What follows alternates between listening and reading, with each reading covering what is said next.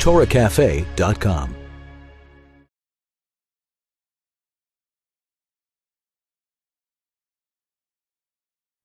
There's a story told of Maimonides, the Rambam, the famed medieval sage, that he had a correspondence with a Torah scholar who lived in Yemen. And this Torah scholar, when he was a great scholar in his own right, and he would write to the Rambam with questions that he had on occasion, if he got stuck on something, or if he had a question in perspective or how to explain something, he would write to the Rambam. They'd have a correspondence.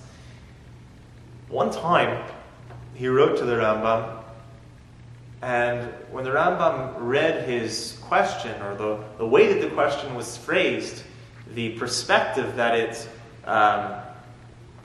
gave over, he wrote back to this man, to this scholar, that there's no way that a Torah Jew, a Torah scholar like yourself, could have come up with a question like this. There's no way a Torah observant Jew could have possibly come up with such a question.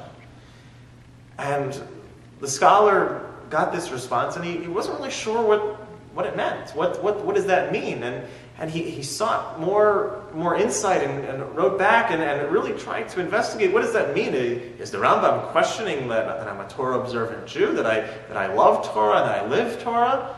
And finally, the words that he got back from the Rambam was that in his city he should check out the shochet, the one who slaughters the meat, the ritual slaughterer, and just see what's going on in the department of where the food is coming from.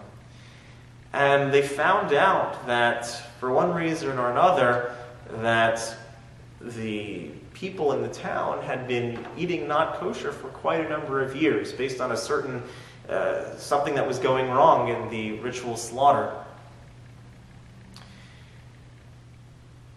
The Rambam didn't attribute his knowledge of what was going on in Yemen, in this town, to prophecy. Rather, there's a concept that's prevalent in Jewish literature that non-kosher food, ingesting non-kosher food, again, we know that we've discussed in the past that it doesn't have anything to do with physical health. It's a spiritual health. That the foods that we eat, kosher food, those foods that are prohibited by the Torah, are foods that are spiritually unhealthy for us. In fact, the way that it's described in many sources is that non-kosher food brings timtum halev. It brings a cloggedness to the heart. Not an actual cloggedness in your physical heart, but every person and every Jew has a natural, inbuilt, essential connection with God. It's something that can never be shattered. It's something that's always there. We all have it. Now, our heart and our mind are open to God and to spirituality. When we eat not kosher food, when a person ingests that the spiritual impurity that comes from that, it clogs our perception of godliness. It clogs what our heart is open to. That's why it's referred to as timtum halev. It clogs our connection. The connection is maintained. It's clogged or clouded. The truth of the matter is that in all of the prohibitions of the Torah, this same thing takes place. That when we do things that the Torah prohibits, or we say things that the Torah prohibits, or even think things that the Torah prohibits, we're sort of clouding our perception of God. Not that our connection is ever lost, but our perception and our connection on our end is clouded. The Torah is our tool. The Torah is a lens, a means of how we connect and further embrace our connection with God. And through utilizing it, we expose the connection that's already there. So when we do prohibitions of the Torah and things that the Torah instructs us not to do, we're clouding our perception. Now, this is true again with any of the commands, any of the prohibitions.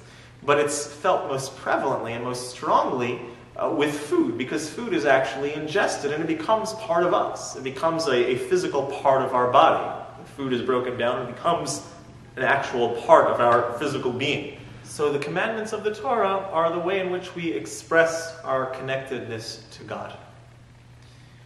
Now, in the same way that when we ingest food, that it becomes a part of ourselves, in a similar way, when we ingest information, that also becomes a part of us and how we think. It doesn't become part of our physical being, but it becomes part of the way in which we look at life and the way in which we think.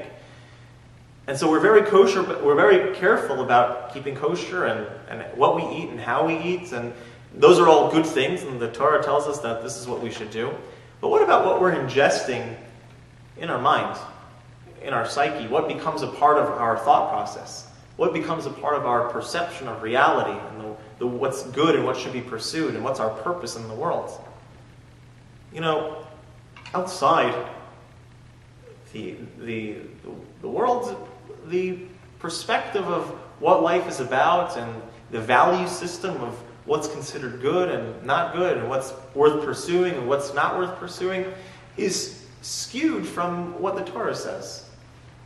But those perspectives are given over in any type of media outlet, for example, any movie that a person would watch, or television show, magazine, newspaper, book that a person would read. Those things are expressions of the value system of secular society, of not the non-Torah society, shall we say. And when we ingest those thoughts and read and use our mind towards carrying over that perspective, the way in which we look at the Torah sometimes can become tainted as well. It's no fault of our own, but the natural way in which our minds work is that when we look at Torah, or when we look at the world, our perspective is shaped also by every movie that we watched, every television show, every newspaper, every magazine, every book. And we just have to be careful about what we're looking at. We have to be careful about not only what we're ingesting in our food, we also have to be careful about what we're ingesting in our head. What qualities or values are being given over, sometimes in a way that we're not even aware of it. There's an interesting, I'd just like to close with an interesting question that's asked in the Talmud. The Talmud, the Gemara in Nida, says that a baby, before it's born, is shown from one end of the world to the other end of the world. And it's also taught the entire Torah. Two things happen to the baby in the womb. Shown from this end of the world to the other end of the world, and is taught the entire Torah. And the Talmud says that when the baby comes out of his mother, an angel slaps him on the mouth, and he forgets all the Torah that he learned. Okay, fair enough. The question is, though, the Talmud never says that he forgets what the world looked like from one end of the world to the other. It only says that he forgot the Torah that he learned. So why doesn't the newborn remember what the world looks like from this end of the universe to that end of the universe? The Talmud never mentions that he forgets that. The only thing that he says that he forgets is the Torah. So how come he doesn't remember what the world looks like from one end to the other? The answer is very simple and very straightforward. Because without the Torah, you can't see anything. As a Jew, our perception of reality, the way that we're meant to focus our lives and live our lives, is in sync with the Torah perspective. And we always have to be careful about those extraneous or other value systems that are trying to creep their way in, or ways that they do creep their way in, and know that everything that we do that is Torah-centered and a Torah perspective will always be successful.